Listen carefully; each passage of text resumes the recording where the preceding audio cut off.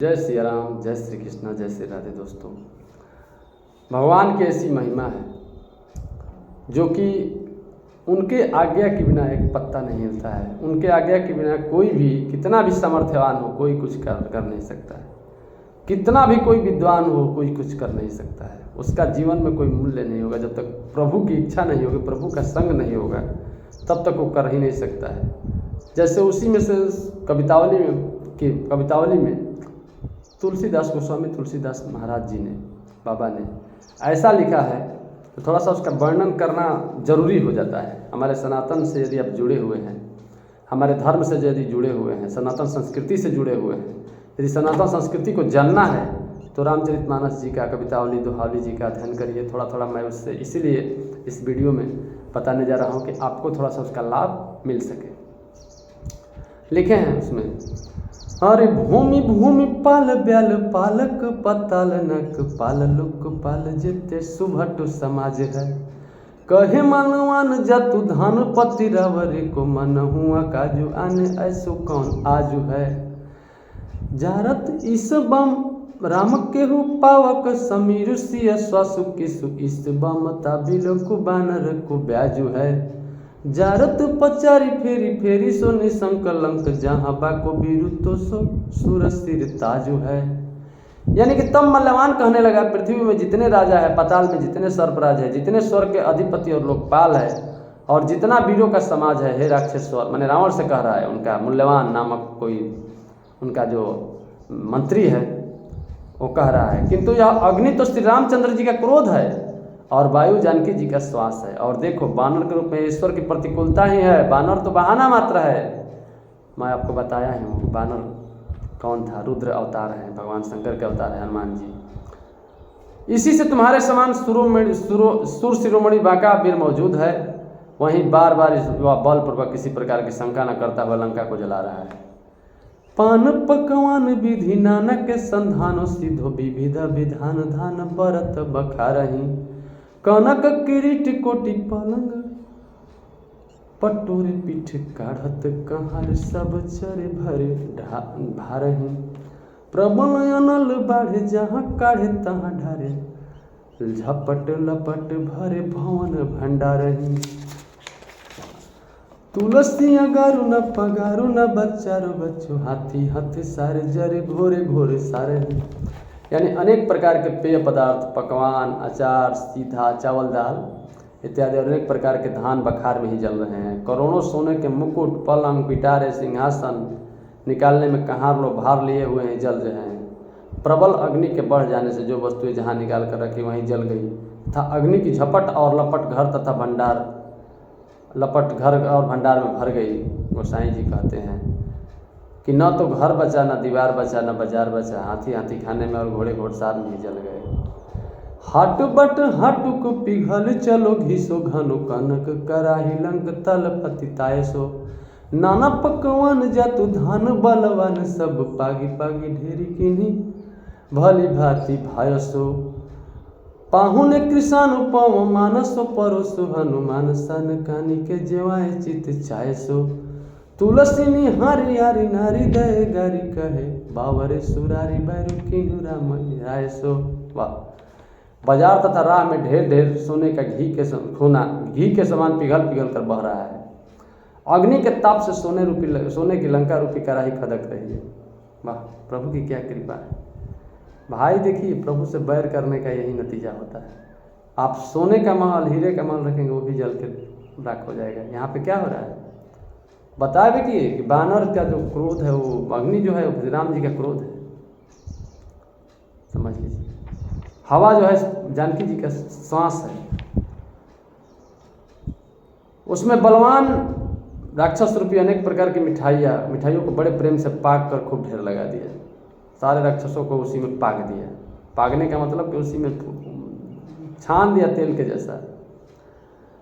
और अपने अग्नि रूपी पाहुने के वायु के द्वारा पसरवा कर हनुमान जी बड़े चाव से आदरपूर्वक भोजन कराया है। हनुमान जी ने यह देखकर शत्रु की स्त्रियाँ गाली दे देकर कहती, अरे पागल, रावण ने श्री राम के साथ बैर किया है। सब लोग देखिए, कोई भी आप गलती करते हैं तो आप वहीं के आदमी उस तरह कहेंगे कि नहीं नहीं, आपने बंदे से बैर करके गलती कर, अच्छा आदमी थे। भगवान के साथ। इसलिए हमें कभी भी भगवान या संतों के साथ बैर नहीं करना चाहिए। लंका जैसा आपका सारा चीज़ धू धू करके जल जाएगा, कोई आपको रोक नहीं सकता है, सोच लीजिए। इसीलिए हमें हमेशा अच्छा काम करना चाहिए। रावण की लंका भी जल गई, रावण जैसा वीर बलवान पुरुष भी खत्म हो गया। उनके एक से एक दैत्य राक्षस थे, वो भी जल गए। रावण सो राजा रोग बहता विराट दिन दुन विकल सकल सुख राक्षसो नाना उपचारी करी हारे सुर सिद्ध मुनि होत न विशोक ओत पावन मनाकसो राम की रजाई तेरा साहिनी समीर सुनो उत्तरी पयोधि पार सोधि सर्वाक्षो जातु धन बुट पट पाक लंक जत रूप रतन जतन जारी कियो है मृगांकसो।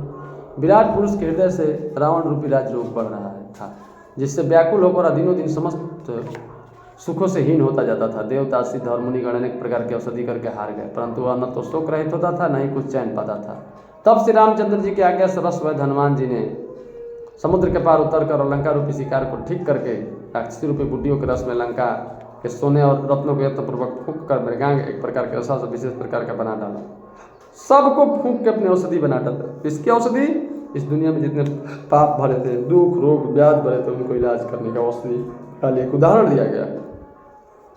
हमें कभी भी भगवान से बैर नहीं करना चाहिए, भगवान के प्रति प्रेम को ख़त्म नहीं करना चाहिए, उनसे उजागर करना चाहिए और लोगों को बताना चाहिए। भक्ति का स्वरूप एक अलग होता है। भक्ति करने का मतलब ये नहीं होता है कि हम भक्ति दिखावे के लिए करें। भक्ति अपने दिल से करनी चाहिए। भक्ति को अपने लोगों को मोहित करने की भक्ति नहीं होता है। भक्ति अपने दिल से करके लोगों के प्रति सम्मान, दया, आदर का भाव रखना है।